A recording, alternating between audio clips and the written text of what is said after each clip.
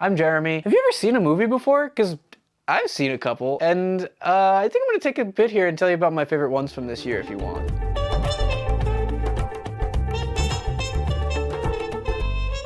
You don't need to hear this, but you gotta say stuff like this anyway. I'm only a guy, this is my opinion. If you don't see your favorite movie here on this list, it's probably because I hated it.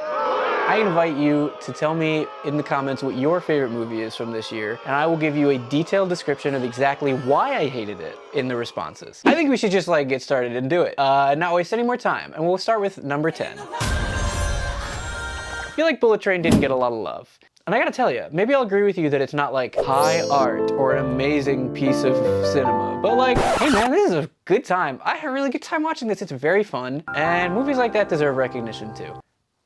Bullet Train. Really like this actor. I'm a big fan of his. I really like her. I wish she was in the movie more. I like, I don't remember who else was in the movie. Moving on to number 9. I don't like horror movies that much, and I don't really watch them unless it's October and I can really get in the mood, you know? Barbarian is really good. I don't know if I'm weird. This movie's not that scary. It's actually pretty funny. I don't know if I just have a messed up compass on what's scary in movies, because every horror movie I watched this October, I kind of was like, yeah, that didn't scare me. But I know people that had to walk out of the theater in Barbarian because it was too much. Yeah, I'm just invincible. Also, the marketing for Barbarian is my favorite part. Justin Long's new movie, that's hilarious. Won't you be mine number 8? I said 8. Petite Maman. Little Mama. Little Mother, I think is the translation of that. This is a really good concept, but while we're sitting here talking about it, we thought of 3 other movies that do something kind of similar. I guess speaking to the quality of this movie, it doesn't hinder my enjoyment of it at all. Number 7, number 7, number 7. Oh, it's 7 o'clock right now. Number 7, there we go. That's my transition.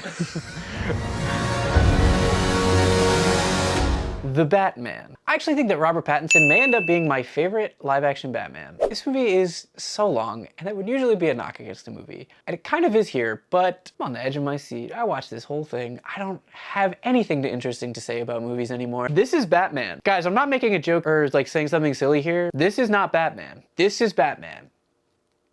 Thanks, Matt Reeves. I don't know, man. What am I gonna sit here and say about the Batman?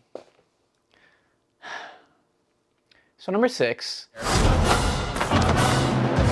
This pick feels weird, but it's Bob's Burgers. It's the Bob's Burger movie. It's the Bob's Burgers movie. Oliver says it a weird way, and he ruined my brain. The Bob Burger movie? The Bob Burger movie. Bob Burger movie? Bob Burger movie. Bob Burger movie. Bob Burger movie. Bob Burger movie. Bob Burger movie. I unironically drive to work singing the music from this movie. To this day, this movie came out a couple months ago, and I listen to this stuff on my way to work, and it brightens my day to go and spend it staring at inside people.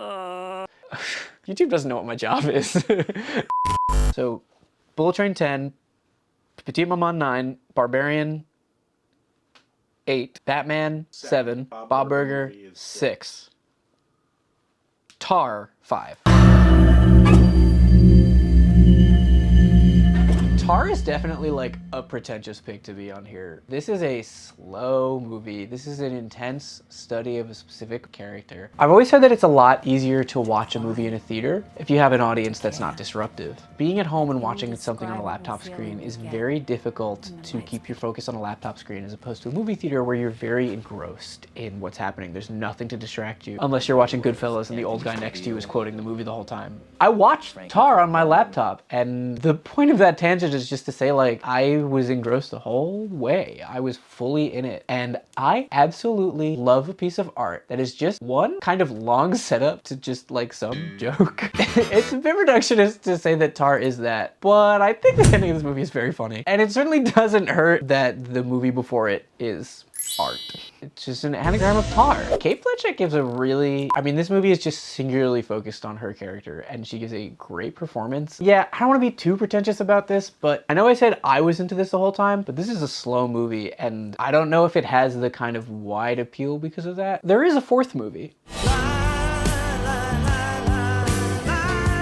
Everything Everywhere All at Once. You definitely know about this one. You know this is a good movie. We love a movie that can come out in this day and age that's an original idea, is kind of high concept, and can hit an audience in a way that, like, this is a good movie. It doesn't have to be filtered through anything. Obviously, this movie doesn't make my top 5 because everyone else likes it. It makes it because I like it. What do you say? I kind of joked about that a little earlier in the list. I don't know, man. What am I gonna sit here and say about the Batman?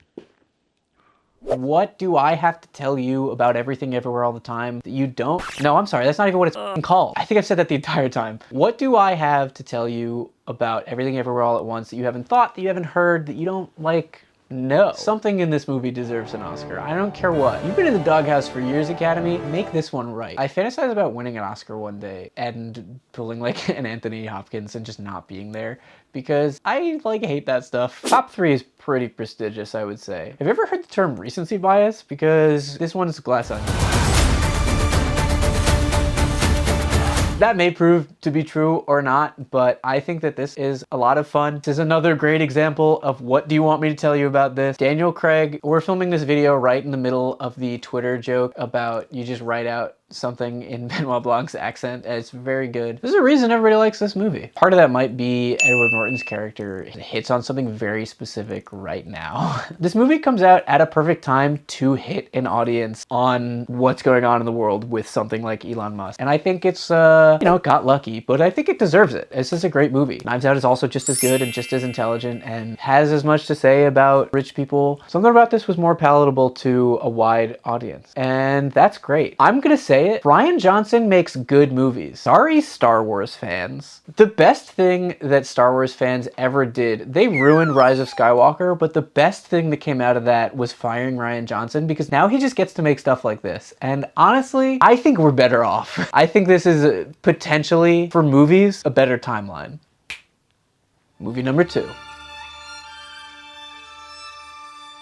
Movie number 2 is probably one that you have not heard of.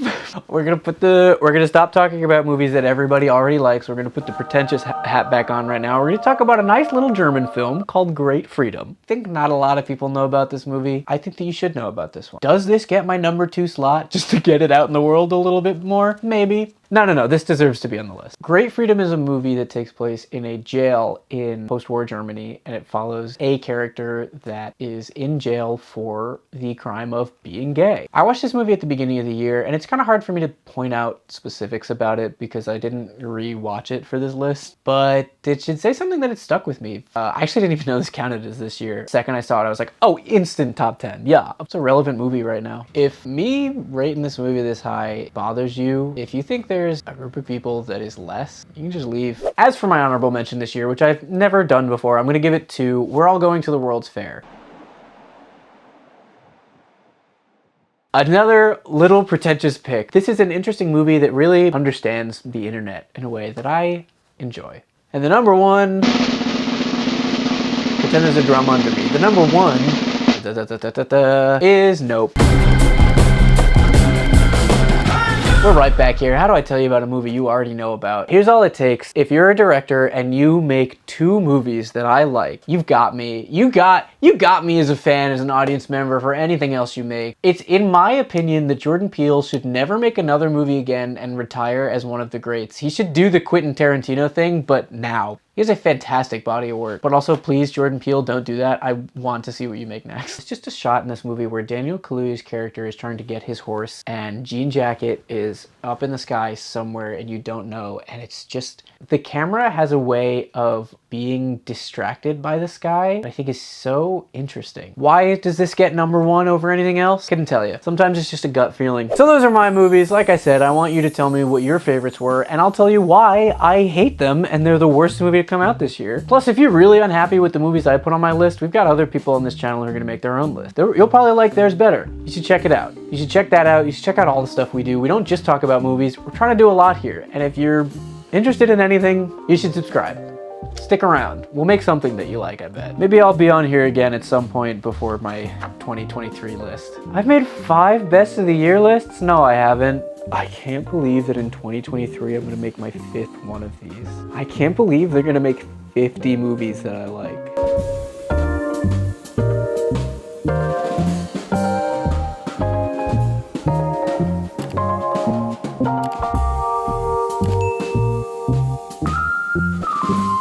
Is there anything else to say about Bob Burger? No, I think we pretty much covered it. Cool. But that's why it's like, what do you want me to say about Everything Everywhere all the time? But that's why it's like, I could talk about Tar for a little bit longer if I really wanted to. I don't know what you're supposed to say about a movie that everybody already likes. Seeing this movie, you know, this is really good. I can't talk about movies anymore. Louise. Louise is like one of the best characters. Probably has been, because it's exclusively on a paid-for streaming service that I don't think a lot of people use. But if you'd like to use it,